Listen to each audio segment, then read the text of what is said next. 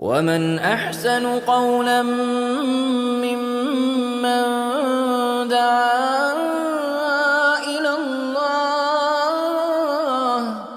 وعمل صالحا وقال إنني من المسلمين.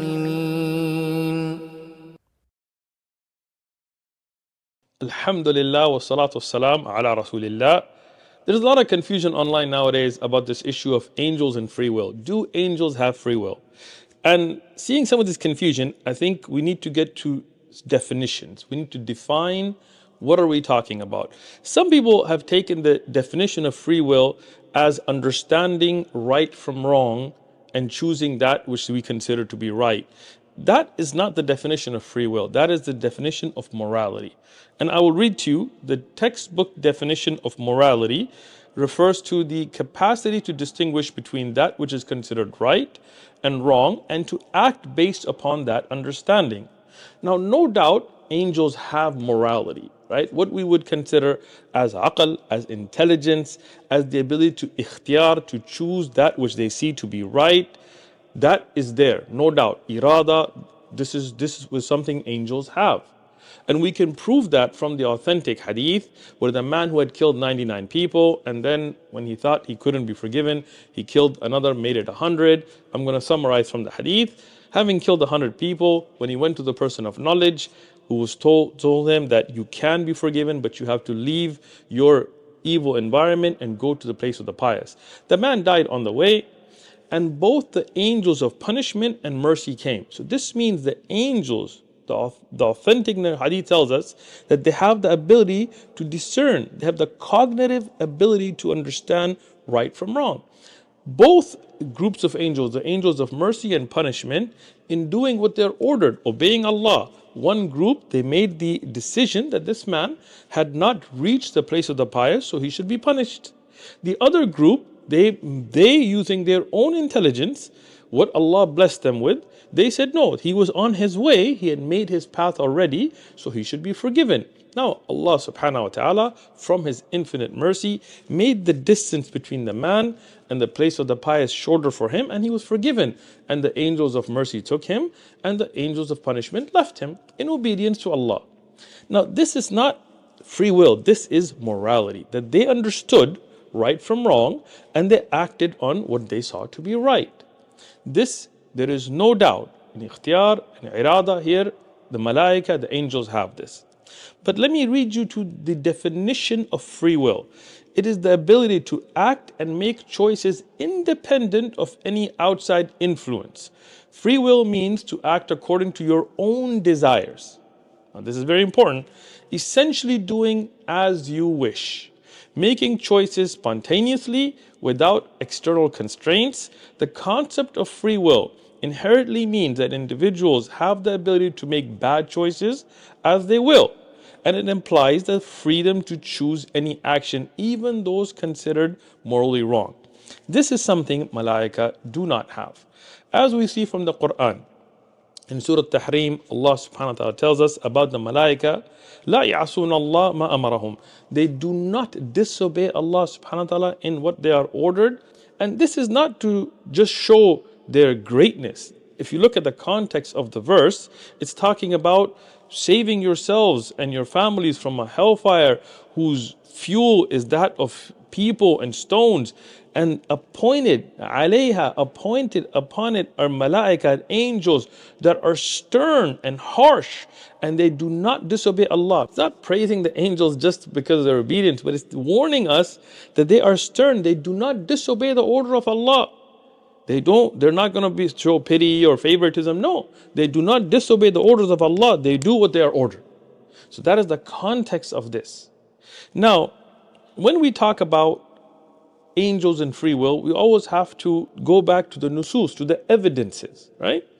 Shaykh al-Islam Taqiyuddin ibn Taymiyyah, in his Majmu' al-Fatawa, he brings a beautiful hadith. And this is a hadith reported from Abdullah ibn Salam, that he said that Allah has not created any creation dearer to him than Muhammad sallallahu alayhi wasallam. It was said to him, so Abdullah ibn Salam, the Sahabi, the great scholar from the Sahaba, he was asked, Not even Jibreel and Mikael, the greatest of the angels, Jibreel and Mikael, he said to the one that asked him that, do you know about Jibreel and Mikael and the angels, that they are subjugated creations of Allah? They are under the power of what they are ordered to do. They're subjugated. They don't have free will. And this is an authentic hadith. He says, like the sun and the moon. Like the sun and the moon. The sun is ordered by Allah to rise, it rises. It cannot disobey Allah. The moon is ordered by Allah subhanahu wa ta'ala to be there, it's there. It worships Allah, it obeys Allah. But it is a creation of Allah subhanahu wa ta'ala that does not disobey Allah subhanahu wa ta'ala. So subjugated creations like the sun and the moon, and Allah has not created anyone dearer than Muhammad sallallahu alayhi wasallam. Now this hadith, Ibn Taymiyyah mentioned in Majmu' al-Fatawa, but I looked it up. It is recorded by Al-Hakim in his Mustadrak, and he graded it to be Sahih. Imam al-Dhahabi, in his checking of Al-Hakim's Mustadrak, he also agreed that it is authentic. In fact, recent scholars like Shu'aib al-Arnoud and Shaykhuna Albani, rahmatullah alayhim, may Allah have mercy on all the great scholars of hadith, they all graded this hadith to be sahih. In fact, Al-Hakim even said that we should consider this hadith to be from the Prophet sallallahu alaihi wasallam, because Abdullah ibn Salam, when he's talking about something from the unseen about the Prophet sallallahu alaihi wasallam, he would have taken this knowledge from the Prophet alayhi salatu wasalam directly. But even if we take this to be a statement of a Sahabi and a scholar from the Sahaba, that is an evidence. And that is why Shaykh al-Islam ibn Taymiyyah continues to say that I do not know of anybody from the Sahaba that disagreed with him on this issue. And it is the well-known view amongst those who belong to the Ahl Sunnah wal Jama'ah and from the companions of the four madahib, yani four well-known schools of thought, that the pious of the humans are greater in status than even the angels. Because the people, they have shahwa, they have desires, they have this ability to choose and this temptation to do right and wrong. This is what we considered free will. And the angels do not. They only obey Allah subhanahu wa ta'ala. They do not disobey Allah subhanahu wa ta'ala ever. Now, to understand this, I'm going to mention a beautiful statement by Shaykh al-Islam ibn Taymiyyah as well. And this is also in his Majmu' al-Fatawa. He mentioned this from Abu Bakr Abdul Aziz. Who is Abu Bakr Abdul Aziz? This is the name for Ghulam Khalal, who is one of the great Hanabila, one of the great scholars of the Hanbali madhab from the earlier times, Ghulam Khalal. So what does he say? He says, Kama qal Abu Bakr Abdul Aziz, as Abu Bakr Abdul Aziz said, from our companions, from the Hanabila. What does he say? He says, Allah subhanahu wa ta'ala created for the angels intelligence, cognitive ability, as we mentioned about morality, understanding, without shahwa, without any desires. And for the Bahaim, for the animals, for the beasts of the earth, there is shahwa, there is desires without cognitive understanding. Animals act on instinct. They may protect their young based on instinct. They may eat their young based on instinct. They may mate with their own mothers or sisters or so on, because they only have shahwa. They don't have that discernment of right and wrong. But for the insan, for the human, we have this understanding of aql, we have that intelligence of morality and cognitive ability, but we also have shahwa, we have desire, and we have between this the free will to make those decisions. That's why angels don't have a reward in the hereafter for their obedience. They're already with Allah subhanahu wa ta'ala. But humans and jinn, they will be questioned because they had that free will to choose right and wrong, and at times we chose wrong and we will be punished. The malaika are not punished. And when we choose that which is right, overcoming our desires, then we are rewarded in the hereafter for utilizing our free will correctly by choosing that which is right, and we will be given high statuses in Jannah.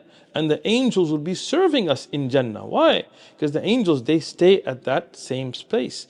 But humans and jinn, with the ability to choose wrong, when we do not, then we are given that reward. And that is why the pious amongst the humans are greater in status than even the angels. But the disobedient amongst the humans who misuse their free will to choose that which is wrong are worse than even the animals. So we hope from Allah subhanahu wa ta'ala that this is a clarification. When we have this clear hadith from Abdullah ibn Salam, authentic hadith, that angels are subjugated creations of Allah like the sun and the moon, then it is not our place to give our own opinions ahead of those of the Sahaba, the Salaf al-Salihin. And that is what it means to be Salafi, is to follow the Salaf al-Salihin. Wa jazakumullahu khairan. Wassalamu alaikum wa rahmatullahi wa barakatuh. ممن دعا إلى الله وعمل صالحا وقال إن